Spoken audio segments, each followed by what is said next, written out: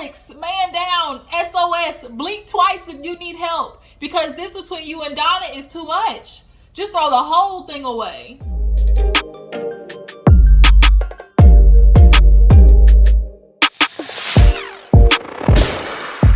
What's up, y'all? Welcome back to my channel. Your girl G here. Appreciate you for tuning in. I totally forgot to come and talk to you guys about this. We have to talk about the finale of Black & Crew. Things definitely were pretty much boring until we got to the end, which was Donna and Alex. And basically, it revealed that Alex is being held captive. He is literally in Stockholm Syndrome Central, and he's dealing with getting his ass beat mentally, physically, emotionally, and he don't know what to do. And this is a very toxic ass relationship. Treva, the producer, is not here for it. Hell, Puma's not here for it.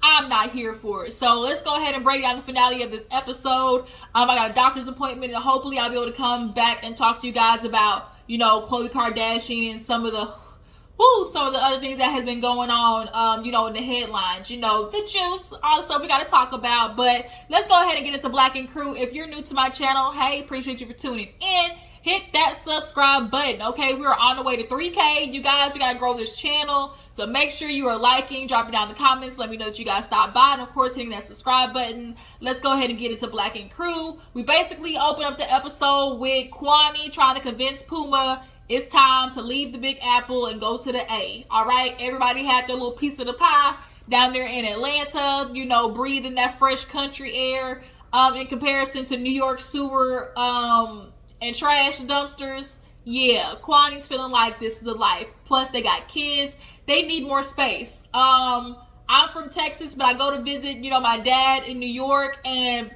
the size house that we have in New York would easily go for $2 million. Easily. And we have land. So, yeah, the comparison of the type of stuff, you know, you can get for your money in the South, definitely understand it. So she had Suzette, you know, help look for some houses, and they found a beautiful home. I think it was like 3 or 4 bedrooms.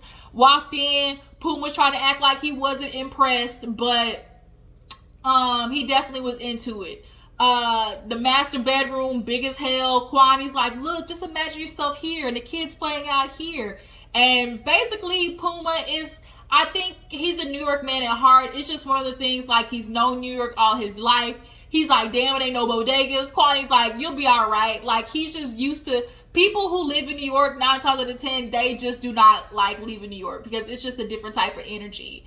But he might make the jump. And he's like, well, what about my business? She said, nigga, you can do the same thing that Teddy and Caesar do. It's a flight for $50, $60. That's all you need to do, okay? How are you a good manager to run R2 Inc. and let it be that?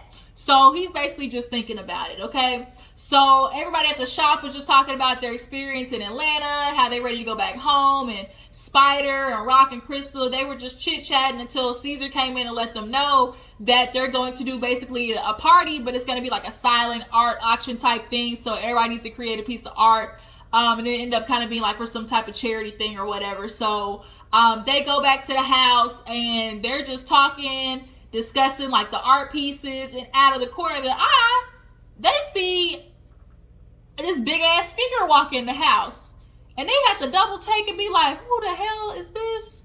And guess who it is? Donna, the bitch who blocked everybody and went MIA. And everybody's like, okay, first of all, where's Alex? Secondly, why is Donna here? So Rock and Crystal were kind of like, you gonna do it? Like, are you gonna do it? Who gonna talk to her first? So Spider's like, I guess I'll do it, because she blocked everybody. So it's like, bitch, what you doing here? You don't want to talk to us. So he go over to Donna, and, you know, he say hi and whatnot, and she was like, yeah, you know, she was like, oh, why don't y'all want to say nothing? Or they were like, well, shit, we didn't know, like, you blocked us. Well, I just did that, you know. I feel like she keeps using this word, like, appreciate. Like, I want people to acknowledge me. I want people to appreciate me, like, show me acknowledgement. And it's like, acknowledgement for what, Donna? You are confusing your contribution to the show and your contribution to the actual job of the tattoo shop. Like, they're two totally separate different things. And you want acknowledgement for, okay, making the show something. Cool, just say that, but you are talking about acknowledgement for Black ink as a totality, what you've done for Black ink, and it's like, bitch, you ain't done nothing if you want to be real. But they were kind of like, well, damn, like, you ain't, she's like, I just want to see who my real friends are. You know, if I block them, are they going to try to find it? Now, come on.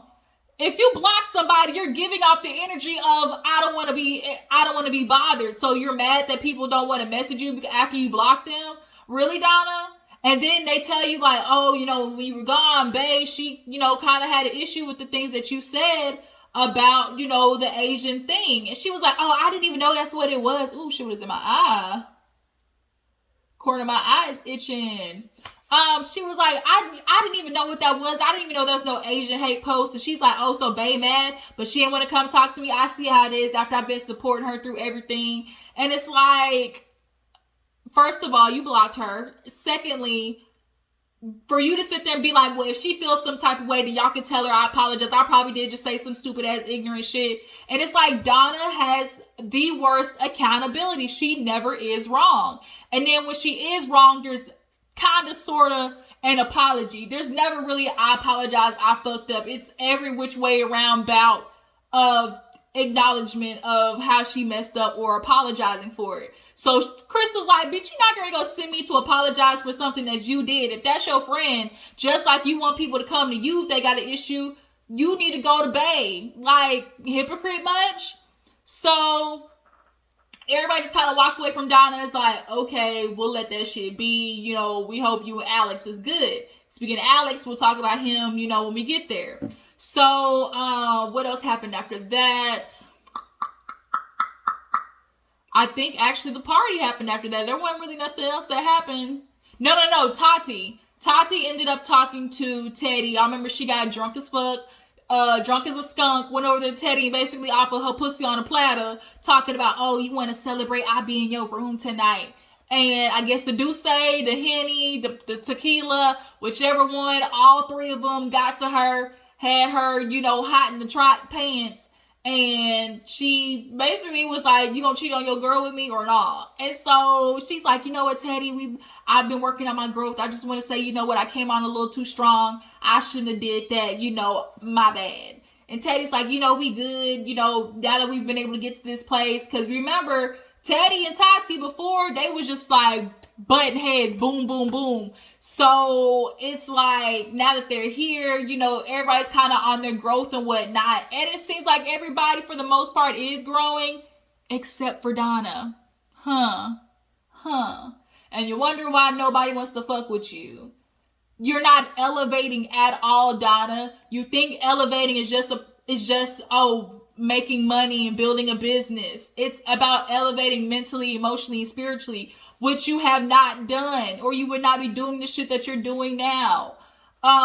So time for the party. Tati apologizes. Everybody gets did up, okay? Looking real nice. And it's like a whole bunch of different themes, like different like places and whatnot. And everybody has their art. It's going to be a silent auction. And Bae come in with this nice Belvedere pink suede dress with the glove on it and everything. And and she was like, y'all stepping out tonight, because usually she has her baby. She's her baby as an excuse, but she's like, I'm gonna do the damn thing tonight because we getting ready to head home. Everybody's ready to head home at this point. They found out that marijuana got legalized in New York. I'm in Texas. This shit ain't never gonna get legalized in Texas. I know that, but we all have our ways. Cause bitch, I'm gonna get mine, okay? We all have our ways of getting so. But nonetheless, everybody's, you know, turned up at the party, and C's decides that he is gonna make a nice little speech, right? And in the midst of the speech, he starts calling Suzette up and was like, oh, you know, this woman been by my side. I knew he wasn't gonna propose. I knew he wasn't. Like, he wasn't gonna do that because he did not want them issues with his daughter or Crystal at all. Or Teddy for that matter. So as he's doing the whole speech and everything about how she's a wonderful woman, everybody's getting their phones out like, shit, he getting ready to do it. He getting ready to propose. I knew he wouldn't. And he get down on one knee, open the box. That shit was so anticlimactic because he said, to nothing. And she looked like, oh, okay. Like, okay. Oh, nice. Icebox, diamond earrings. Wow. So the girls was upset. They was just like, nigga, that is not what you do. Teddy was over there like, nigga, you ain't speak to me about this. Wait a minute. Hold on. Wait a minute. You can't do that. No, no, no. But you can definitely tell Teddy was happy. I think he just tolerates Suzette on behalf of Caesar. So after that happens, party's going, rock damn sculpture broke. Caesar gets a call about this, case with his daughter and how even though in Atlanta everything was closed and solidified, up in New York, bitch, it ain't happening. They still got your ass on the hook and things aren't going as easy as you thought. This whole Seas and Cheyenne thing, I honestly don't know where to go from here. Like, honestly, I think Cheyenne just suffers from what a lot of kids suffer from, which is like the lack of respect that you have for a parent who does not do their job in the beginning but come later and feel like, oh, because you did this little bit or you financially did this, that it's supposed to wipe away all the bullshit that you didn't do in the beginning, right? I think Cheyenne suffers from that. And also when you lose respect for a parent, it is so hard to get that shit back or give it back. I know because I've experienced it. I have lost respect for a parent of mine, and I don't think they're going to get it back from me unless with a lot of work and, meeting expectations that I have. But see, you're going to have to do way more than what you're doing now, which is doing these like press releases and saying that you love your daughter and whatnot. Get your ass on the plane. I agree with Bondi. You doing everything except going to see Cheyenne. Shout out to Bondi. I agree with you on that point. You talking about all these things you want to do for your daughter, except taking your ass up there to go see her and apologize and try to fix it. What the fuck? So everybody here is like, Alex is outside, or at least the guys do. Puma's like, oh, Alex is outside. We need to go talk to him. So Alex is pulling up and he with Treva on the phone like, I'm going in. And you hear Donna like, oh, you gonna be you just want me to hold on to this disrespect and not say nothing? So he pulls up. The guy's like, oh, you know what's up? You don't got COVID no more? He like, nah. And Teddy like, nigga, why you got a scratch on your mouth? He was like, don't worry about that. He was like, bruh, who scratched you? He was like, look, an altercation happened. A little scuffle. And they like, a scuffle with who? He was like, he didn't want to say the name Donna. He was like, look, she got mad because I finished brushing my teeth first. And they was like, what? He was like, yeah, I didn't respond the way she wanted to. So things basically got dragged out and escalated. And so C's, Puma, and Teddy are just kind of like, are you kidding me? And literally like Lord Voldemort or something, you say her name or she, skirt, boom. Like she pulled up like in this bitch with her big ass. What you talking about? And he like, I'm telling what happened. Oh, I want to hear. So she come up, break up the scene. She like, oh, let me know what happened.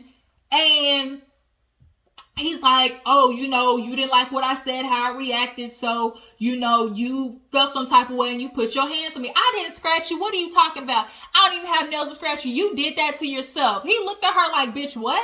You telling me I scratched myself? Donna, are you really getting ready to say that? She was like, no, well, I didn't scratch you. Ain't no way, you must have did that to yourself. Puma looking at her like, you talking about you ain't got no nails, bitch. You got nails on your fingers literally 2 inches long. What do you mean? So then Puma goes away because he's like, I don't fuck with the domestic violence. He knows people either way. Man or woman, domestic violence is not cool. Somebody putting their hands on you is not cool, period.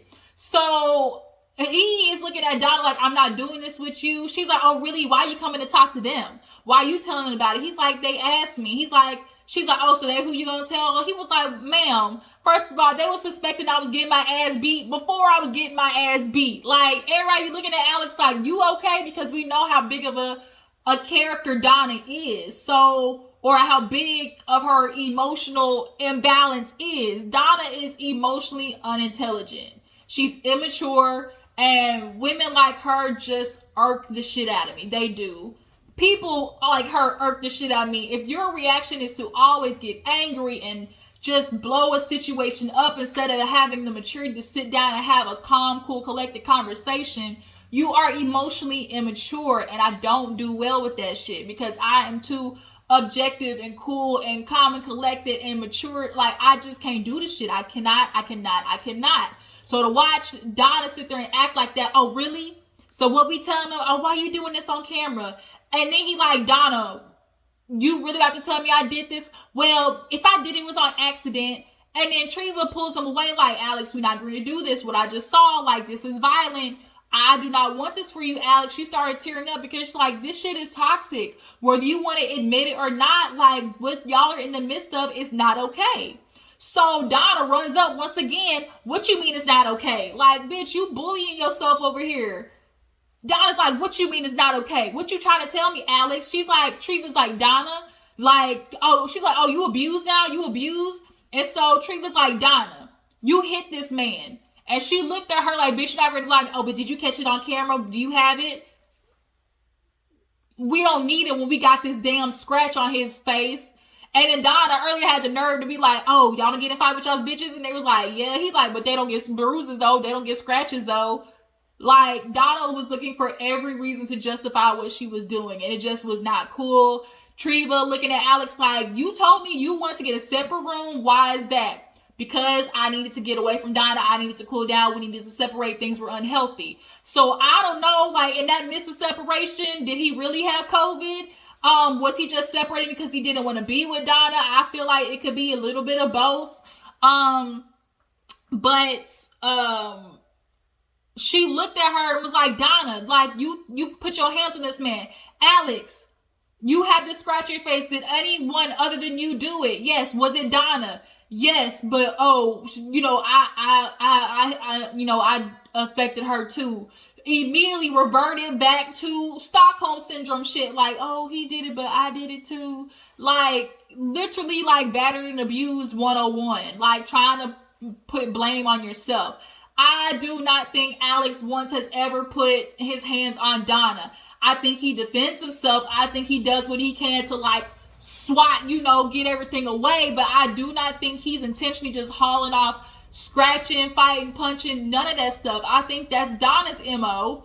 And he does everything he can to deflect it, which is why he's always mild-mannered, because you go up with Donna, she's always going to maximize it times 10. We saw this shit on the plane. Be a man, step up. That's what you need to do. And it's like, bitch, to be a man, you need to back the fuck off.